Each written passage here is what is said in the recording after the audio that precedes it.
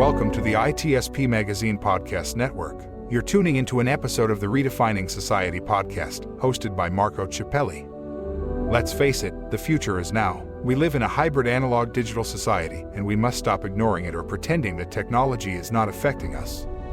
The line between the physical and virtual worlds has become a figment of our imagination. On it, we are continually performing a dangerous balancing act, juggling convenience, privacy, freedom, security, technology, society, culture, and even the future of humanity.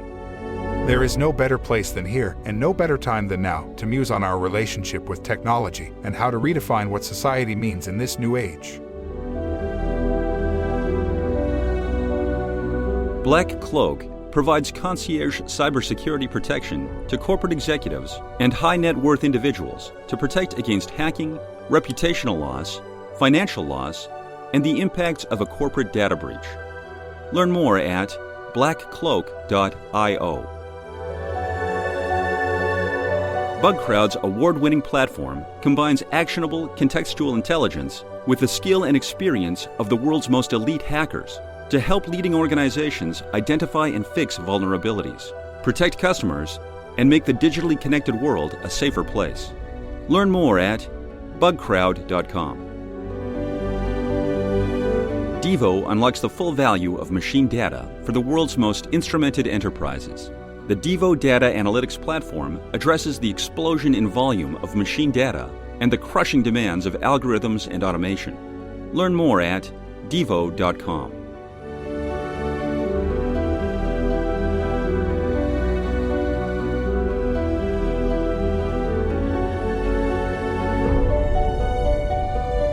Well, hello everybody. This is Redefining Society podcast, one of the three, for now, recurring series that I am doing so that I can bring people on the show that are too busy to have their own podcast. So I kind of lock them in this way. This one has been the first, actually, that we started with my friend Bruce Y. Lee, Dr. Bruce. Welcome back to the show. We'll see what we're going to talk about today, but we usually improvise at this bar, which today, for people watching, you're not in. You're drinking your water at home. Yes, I have left. Or in an hotel room. I don't know. I have left the virtual bar. That does not mean that I won't return to the virtual bar, but yes, I've left the bar. I'm actually in Oregon right now. So the Pacific Northwest. Very nice. Very nice. And at this point, I'm hoping people have been listening to other shows. So I will just do the presentation myself by reading from your website. Bruce Y. Lee, writer, journalist, professor, AI, computational and digital health expert, and entrepreneur, but not always in that order. So well, actually, now we can disclose that we got to meet in person for the first time a couple of weeks ago. We hang out in Malibu. That was very nice to talk about things that for once it was not recorded. So, a lot of stuff that we're not going to go on the record. But that was a lot of fun. And I'm always excited because we never script. We never know what we're going to talk about. And because they're traveling, you want to tell us why, and I think it's related to one of your many interests. Yeah, Marco. I mean, I think we met up mainly so that I could prove that I'm not an AI projection. So hopefully I did prove that, or maybe you were more convinced that I was an AI projection because I do say erroneous things every now and then. But So right now I'm actually back in the West Coast, and I just gave a talk at a meeting that's sponsored by the Linus Pauling Institute here at the Oregon State University, and they have a personalized health meeting where we talk about the idea of personalized health. So personalized health is where, rather than the opposite would be, very gross general health recommendations for everyone. Everyone should do X, Y, and Z, and there are things that everyone should do. So, like for instance, everyone should try to get a good night's sleep. Smoking has negative health consequences for everyone. Those things are very general health recommendations. But we do know that in many cases, health can be very personal. You see all the time. There's a person who has terrible health habits. Does all these different types of things, but then seemingly never has health problems, lives forever. And of course, there are people who are the opposite. So we do know that health differs significantly. So a lot of the discussions this meeting was about how do you personalize health? And my talk was about how AI, artificial intelligence, can help with personalized health, personalized nutrition, and those things like that. So if we think about it, people differ in many different ways, and it's actually more important how people differ in the non-superficial ways. So when you look at, you say, people are different, and the first thing you think, people are different in appearance and things like that. But that's actually some of the least important things. People can differ quite significantly under the skin in terms of their metabolism and their physiology, their microbiome, and all those things. And then people can also differ significantly in the types of behaviors they have. And then they can differ quite significantly in terms of their social structure, like who's influencing them. And then they can differ in their environments. So there's all their economic situations and those things like that. So when you want to really personalize health or personalize nutrition, you've got to take into account all these different factors, and it can get really, really complex. So if you think about it, and I'll think about the people that you know. So we all have like people that we know very well, might be a significant other, or might be close friends. And even those people, like how well do you actually know them? And then the further you get out, in terms of your layers of friends and acquaintances, you may know a lot less, because it takes a lot of time to really figure someone out, right? So it's tough for an individual person to kind of know all these things. I mean, I presume with your friends, you don't ask them about their microbiome. You don't say, hey, how's that fecal material doing?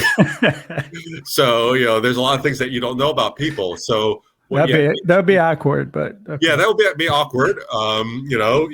That's not the first thing you want to open when you talk to someone and say, hey, hi, nice to meet you. Let's talk about your colon. So there's all this data that you actually have to, not only first you have to get the data, but then you have to actually combine it and mesh it. That's tough to do for like a human being. Like no matter how much experience or expertise you have, or even time you have, it's tough to do that. That means perfect situation or ideal situation for AI and for computer techniques to really take all these things and kind of meld them together and figure out some insights. So that's why stuff like personalized nutrition, personalized health, it's going to be real tough to do without help with computers. So this is where tech can play a major, big role. So I talked about a lot of those things where it's really an emerging field, a growing field. Well, I could go in a lot of different directions, because as I have this bad habit that when people talk, it's not a bad habit. I take notes with a pen, which is kind of cool in the AI age. But I'm like, okay, I'm going to go there because you said something, and then you say something else. I'm like, wait a minute, that's more interesting. So here's where I'm going. So definitely a socio-demographic factors. We know that that's a variable that is always there, and then we don't take into consideration, right? Like even in looking at vaccination rates, or even looking at the way that the people interact with their doctor, that makes me think, like, how well do you describe your problem to the doctor so they can actually understand? Because again, that doctor is not inside your body. And this is something I do a lot, like with my parents and my wife too, is like, were you very specific when you went to the doctor to explain what was the problem? Because it seems to me it's just making a general guess. Like you're your first doctor. You're the one that knows yourself till a certain point, right? Yeah. Mm-hmm. And then the diet. It made me think about all this fade of diet. I'm from Italy, so I'm a fan of the Mediterranean diet. I know it comes always first, right? But when people try to lose weight, there's been like paleo diet and this diet and another diet. And it's like, it looks like this is the one that is going to work for everybody, no matter what. But again, not true. Not Yeah. true at all. Not true. You see all these, you see these headlines saying this is the diet, or this is the top 5 diets, or something like that. So For who? what's that based on, and who is that for? Yeah. So when we mix all this together, I can certainly see AI taking all this factor, what you do, where you live, what is, your exercise rhythm that you do every day. Do you walk a lot? I mean, I was watching on Netflix the Blue Zone documentary, which is really interesting, about ultra-centenary that are in this particular area. They all happen to live in an island, either in Japan or Sardinia or in Costa Rica. But there are things that are recurring for what they do, like walking a lot, eating not too much meat, social relationship. Like, that's important. Be happy. Waking up in the morning, having a goal. So how is AI now? Do we have enough information from people? Or is still only going to, ideally it can work, but how do we collect this data? That's where I'm going. Yeah, so that's actually something that came up in another meeting that I presented at, which included someone from Google, and so we were talking about AI. I was serving on a panel for that, and one of the mistaken beliefs is that we have to get everything perfect before we use tech. Someone in the audience mentioned, pressing a button and you get all your answers, and that's not, we're not there yet, obviously. But one of the problems that has faced technology and AI is this whole idea of perfect is the enemy of good. So if you look at the history of AI, someone actually in the meeting presented a PowerPoint which showed the history of AI, and it showed that there was a really kind of a winter of AI that occurred, in the 70s and 80s, where there wasn't as much advancement. There was a lot of advancement, before the 70s, and then it sort of dropped off. And he was mentioning that one of the challenges is that people thought, okay, well, it's not there yet, therefore it shouldn't be used at all. So similarly with nutrition, for example, there is a lot of information out there. There's a lot of data out there, but we don't have data on everything. Does that mean that we shouldn't use AI to help better personalized diets? No, because the other option is to just have one size fits all and just say, oh, everyone should have this diet. And and that's what people pushing a diet will have you believe, right? They'll say, I don't know you, Marco, but you should be on the all cauliflower diet because I am selling it and I want you to purchase it and I want you to buy lots of cauliflower. So nothing but that. And of course you're like, no, I'd like something else, maybe some beets with the cauliflower. But anyway, so you see a lot of that. So that alternative is not going to work, right? Where you basically say, okay, everyone should be on the same diet. But we do have data. We have studies in terms of how people do with different things. I am part of something called the Nutrition for Precision Health, NIH. It's an NIH consortium to help better come up with more precise nutritional guidelines and dietary guidelines, nutritional recommendations, things like that. So it's all about kind of moving towards where we want to be. I also use another analogy, metaphor, where when people point out, well, AI can't do this, or there's not enough data to do this, et cetera. It's equivalent to like you going to your toddler or infant and saying, what good are you? You can't drive. Get away. Leave this place. We know that, like a toddler, okay, yes, sure, they can't drive. They can't like buy a home or things like that. They can't give a speech, or they can give a speech, but it'll be a terrible speech and their jokes will be all off. But that doesn't mean that the toddler is useless. It means that the toddler is still growing and it's still developing. You can still learn from the toddler, and this toddler can still do things. So we have to figure out with each sector where AI is, what it can and can't do, and then continuously offering feedback to keep it growing. So I think we're at the stage where AI can help identify better insights and synthesize this information when it comes to personalized health, personal precision nutrition, but we also have to keep in mind the caveats. So. Yeah, and I think the caveats, and I want to talk about that, and something that we kind of mentioned on the other episode, because I had this idea about talking about wearable, which I think it connects really well with this conversation. And last time we talked about keeping a baseline of controlling, our environment, the health, the pandemic happening, you see something happen, maybe you don't know exactly what it is, but you're like, hey, there is something off here. Mm-hmm. And you were talking about how certain countries do it better than other, and how we should all do that. So I'm kind of like thinking that is on a global scale or a national scale.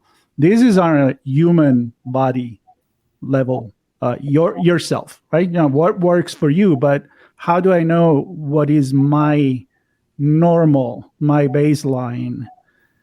But I'm guessing that the wearable technology can actually help with that. And again, technology now is not just about telling you how many steps you took, but I have a watch that it tells me if I have an abnormal temperature at night, my heartbeat. I use it when I exercise. I know in which zone I am, and if something is off, I can be like, hey, wait, maybe it's better if I stop for a second. So measure calories.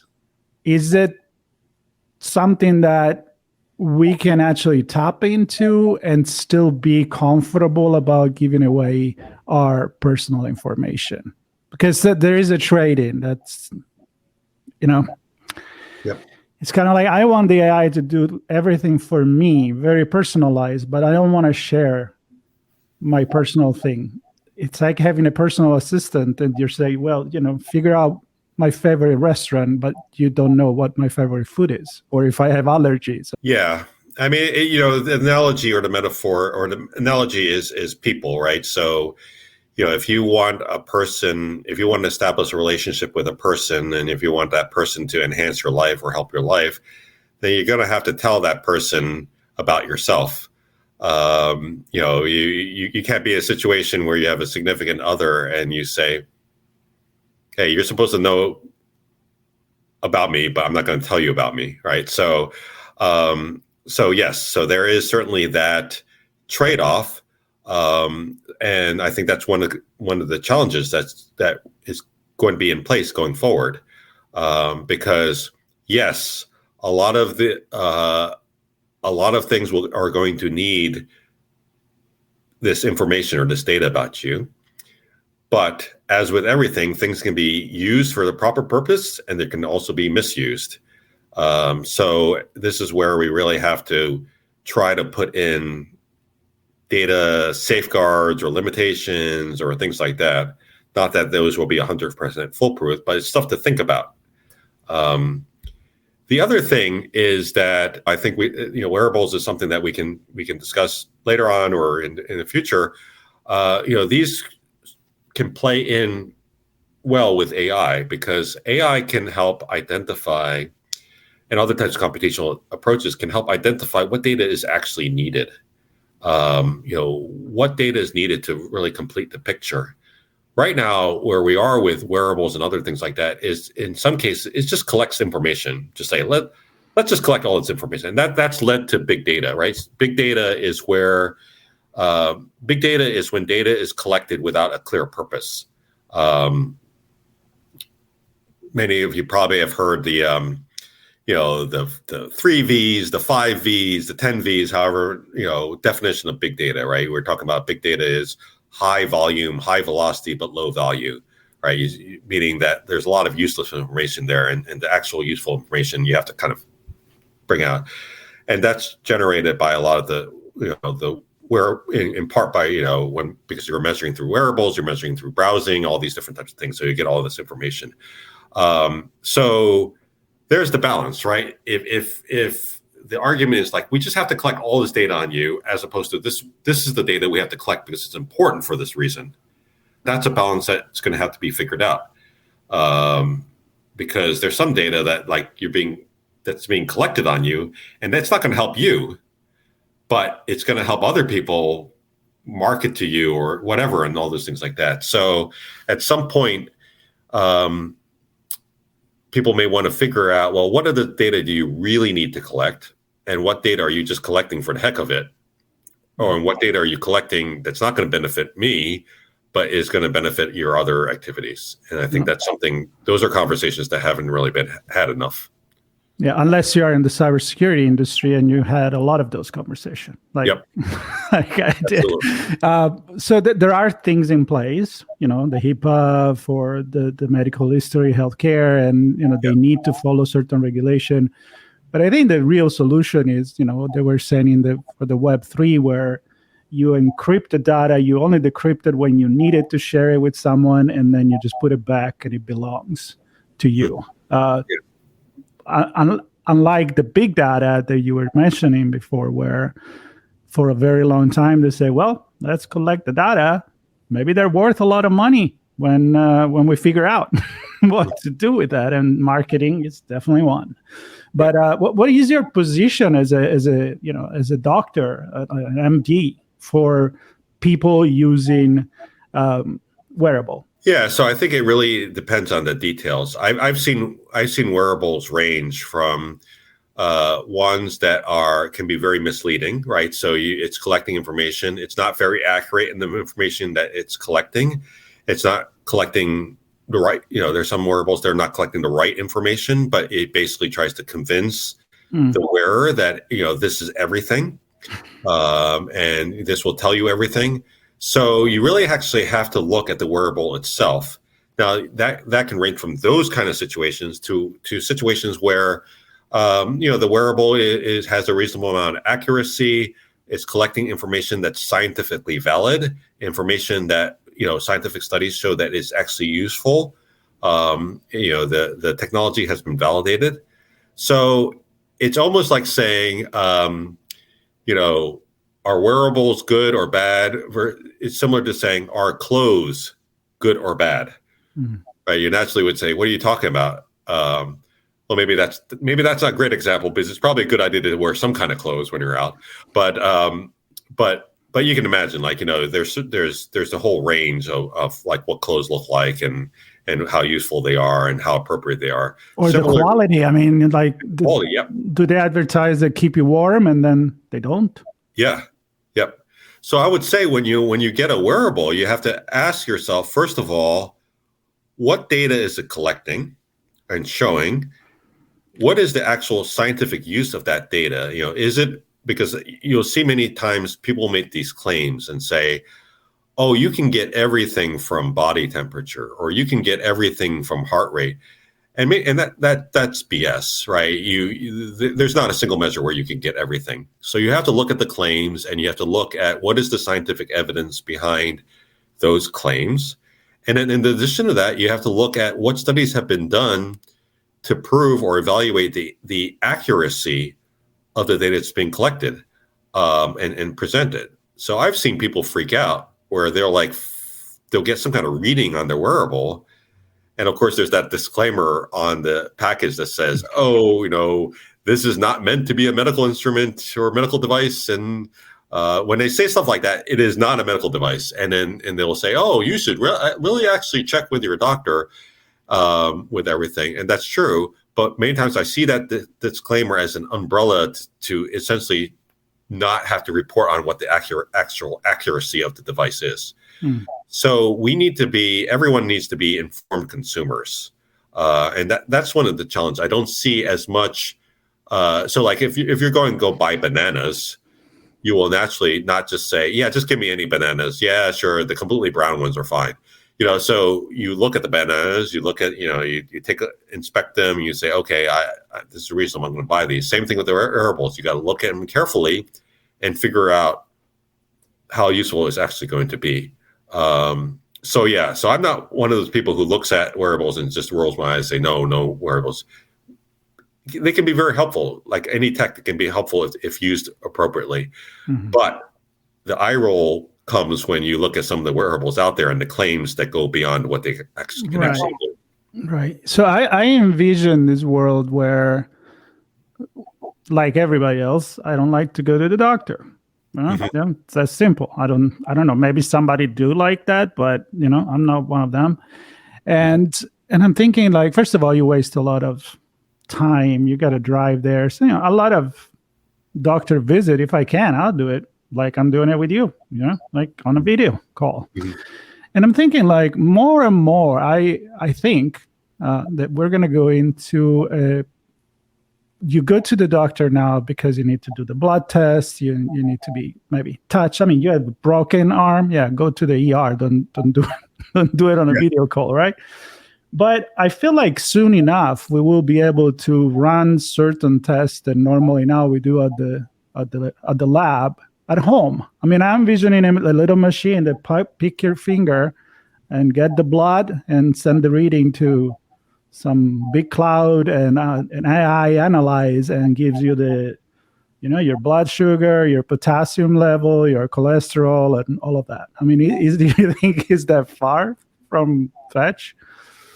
Yeah, I think, certainly you don't want to, like you said, you don't want to just do a video call when you broke your arm. You can say, "Doctor, I'm bleeding heavily. What should I do about this?" Yeah, but I think, certainly it's going to evolve, and a lot of these tests can be done. Certainly, you go to lab places and you can get those tests done, and then, you can get the data fairly quickly, and then more and more things will be able to be done at home. Now, the key thing, of course, is there has to be a reasonable amount of quality control, and people have to be able to follow instructions.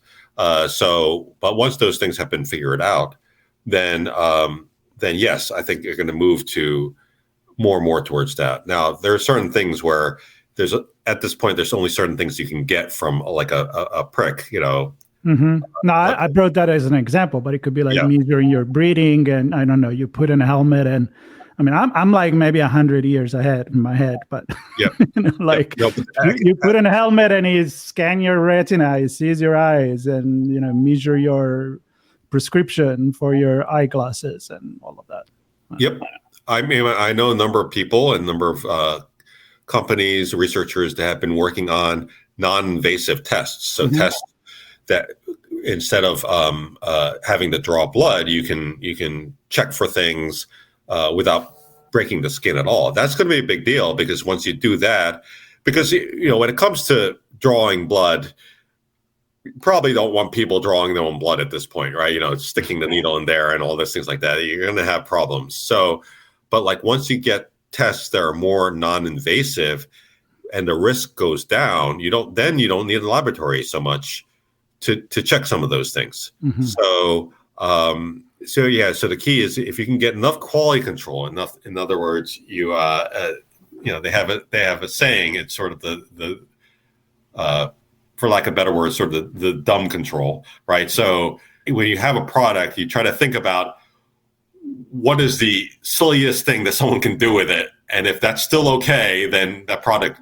can work, right? So I have a funny one. I don't know if you saw it, but I was crying, laughing. Mercedes on the SUV there is a new technology where it makes the car bounce very slowly, but it helps you to get unstuck from mud and sand. When you see this rally in the desert that they push the car, and this start doing this on its own. Now, imagine how many Mercedes owner SUV are actually going to go in the desert, right? Yeah. So there is this video that show how they design it, what the intention was, and how the consumer use it. So they do that bouncing thing they used to do, like in the car in the hood here in LA in the 70s and 80s, where they make the car bounce where they are in line, where they are parking in the parking lot of the mall. They put this funny music underneath, and it's the most hilarious thing. Mm-hmm. And I'm thinking maybe the next one is going to be some kind of flame that defrosts the ice, and then people are just going to use it in a completely different way as well. So what's the intention and how is it going to be used? It's a pretty interesting thing. If we can go back to eating pods on TikTok, that's what was intended for. Yes. Tide Pods are not supposed to go into your mouth. Yes. So people can be really weird. So I don't know. I mean, now I'm kind of rethinking the trust of the individual in using medical device at home. I don't know. I'm kind of walking back here. that's the main limitation, because from a technology standpoint, it can be done. A lot of these things can be done. So individuals can take their own stool samples. They can take spit into a jar or something. They can do these things. Now they may not do it accurately. And again, like the blood test is a different story, because people can mess up that quite easily. And I think most people don't feel uncomfortable drawing their own blood. Yeah, probably. So, but yeah, at some point, as this technology gets better and better, then you'll be able to gather more and more of this information at home. And it makes sense to slowly transform how health and medicine are being administered. It's funny. I remember, there's some hardliners who believe things should always stay the same, and they'll always come up with an argument of why. The doctor's role shouldn't change and things like that. So, like, I remember I was in a discussion. This was like decade or 15 years ago. And someone was saying that, a doctor was saying, the doctor is the one who should always do all the vital signs, like check the temperature and all those things like that. I'm like, why? And the person said, well, there's subtle things that you can figure out, et cetera. But, things evolve, right? So you don't want people to continue to do things which is taking up their time and mental energy, when instead you think, well, someone who's trained to do sort of other stuff, maybe it's better for them to take their time to do that, right? So this is where technology can really help. If you can shift a lot of these things to the home, then all that data will be readily available. So like medical professionals then will have a lot more stuff already available, and then they can step in when it's actually needed. So, Right. And we go back on that, knowing what is your normal. And I can think about the many ways that people will abuse that by, I'm just going to give blood from something else. Maybe I'll draw blood from my dog and send that. And, who knows what else they'll swap. Yeah. So your medical report comes back, well, your cholesterol levels are fine, but it looks like you have fleas, It makes me think about Ratatouille, the Disney movie, where it's like, we did the DNA, it come out as rat. Yes. Let's go back to the diet, and then we finish our conversation for today. So nutrition, not diet, but nutrition. So we are connected a few things here. They're all related, as they say, you are what you eat, maybe, probably. Why, in your opinion, nutrition is so hard? And, we can go in big corporations and capitalism and all of that. But I think I want to look at it more from a psychological perspective. Like, why wouldn't I want to be healthy if I can? There's certain things I can't prevent. But there are others that, I don't think anybody would deny the fact that if you're feeling better, you're happier. I don't know. Did you guys discuss, I'm assuming, about these factors? Yeah, we have to keep in mind that food has very strong emotional, cultural, social, behavioral meaning, right? So if you think about it, there's food has so much meaning. So when people, I can give you an example. When people go on a first date, usually many times food is involved, right? You have to pick the dinner location or lunch location, depending on what the first date is like.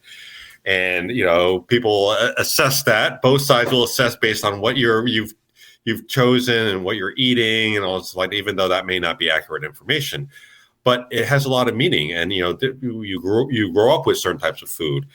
It might be like Friday night wing night, maybe your time where you get together with all your friends, or you've got to have cake, right? Or something, all these different types of things. So it has extremely important social, cultural, behavioral meaning. And so when people eat things, they don't necessarily always just say, how is this going to affect my health? People feel good if they eat certain things. They think of certain things. They bond over certain things. They bond over drinks too, and those things like that. So that's why it gets more challenging, because you can tell someone that, oh, you should just eat this, but then that person say, well, I derive a certain set of happiness, or I just derive my social connections out of this, or what can I do when I go out with my friends? They all want to eat this. So that's why it's very complex. And that also factors into advertising too. So when people advertise food, look at how people are advertising food. You see a commercial and they say, you don't see one person sitting in a closet eating something, right? In an advertisement, they show that this is associated with happiness. This is associated with friends. Look, everyone's happy. If you eat this, you will be happy. So it's like that. So it does make things more complex. So ultimately, you have to come up with diets. A big part of appropriate diet or appropriate nutritional recommendations is sustainability. Can the person actually sustain this from a day-to-day standpoint? Mm-hmm. So you've got to design things appropriately. Otherwise, things would have no taste, right? Mm-hmm. We'd have to say, hey, Marco, here's your diet. None of these have taste, but they have the right nutrients. So you're all set, right? The old school pill that you give to the astronauts and say, here's your meal. Done. Exactly. The Jetson. Heck, it's not even just taste, right? People talk about presentation. Yep. So if I offered you absolutely the same diet, the same nutrients, the same taste, and all these things like that, well, starting off, and I said, hey, Marco, here's a presentation, and you've got the garnishes, and you've got all these things like that. Here's where I put it all in a blender. And hey, it's from a Michelin 5-star restaurant, but it's in a blender. You have it, and of course you'd be like, no, you have to drink it. Yeah. And we also have to keep in mind too, like when something's like in blended liquid form, it's not the same as taking solids, right? So if you eat something in a solid form, you might have like more benefit when it comes to fiber and the actual shape and size of those things. So it's quite complex. Yeah.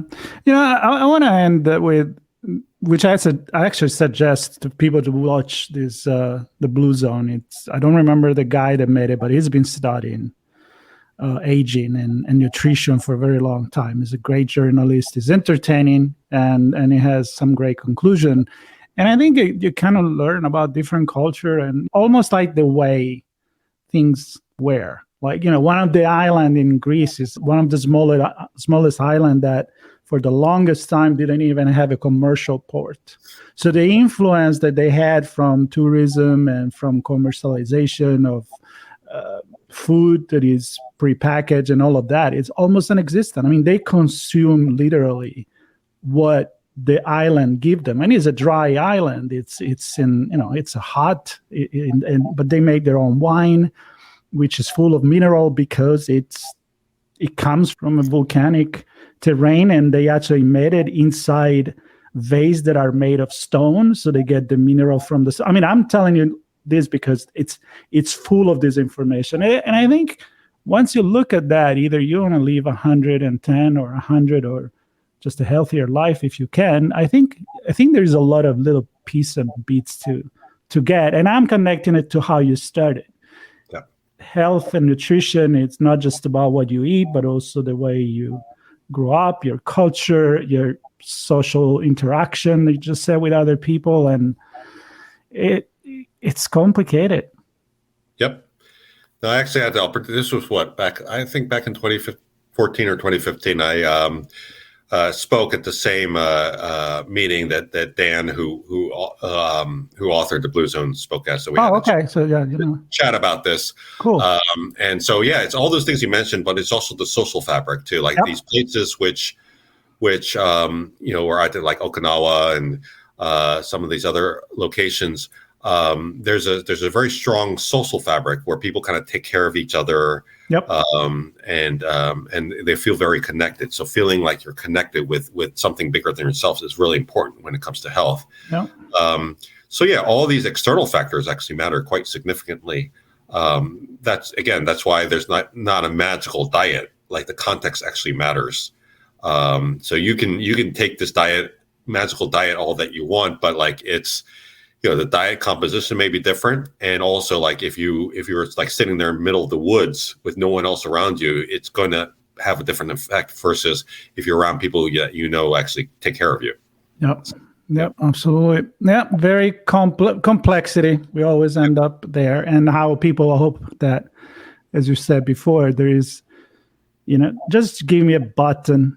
Just give me the easy button, right? The easy pill or the easy button or the solution to everything, so that I don't have to actually make effort to make it happen. I don't want to run every day, but I want to be in perfect shape. Okay. Our society many times kind of, and the individual biases too, like they tend to lean towards, give me the simple answer. And, you have to appreciate the complexity. Now, that doesn't mean the answer will be complicated or complex, but at least you have to really take into account these different things. Yep, absolutely. And advertising I agree, is definitely not helping. So you don't want to smoke the cigarettes that are smoked by the doctor, like they used to tell us in the 60s. Not that I was there in the 60s, but I've seen those ads. Anyway, what I am advertising is that if you enjoy this conversation, dear listener or viewer, you go back, because we already had, I think, 4 of these, and we always cover something different. I think we're getting better and better in our conversations. At least that's what I tell myself. And no matter what, I enjoy it. So I hope people enjoy it.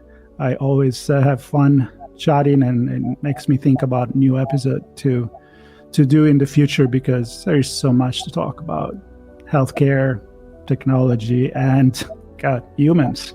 That the carbon factor that walks into the bar with the silicon and the cell.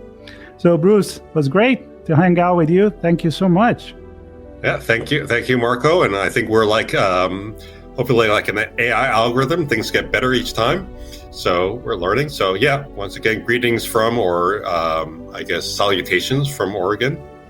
And always great to get a chance to chat. Yep, same here. All right, everybody stay tuned, subscribe, and we'll meet again with Bruce next month. So look forward to that. At least I know I will. Take care. Devo unlocks the full value of machine data for the world's most instrumented enterprises. The Devo Data Analytics Platform addresses the explosion in volume of machine data and the crushing demands of algorithms and automation. Learn more at devo.com. BugCrowd's award-winning platform combines actionable contextual intelligence with the skill and experience of the world's most elite hackers to help leading organizations identify and fix vulnerabilities, protect customers, and make the digitally connected world a safer place. Learn more at bugcrowd.com.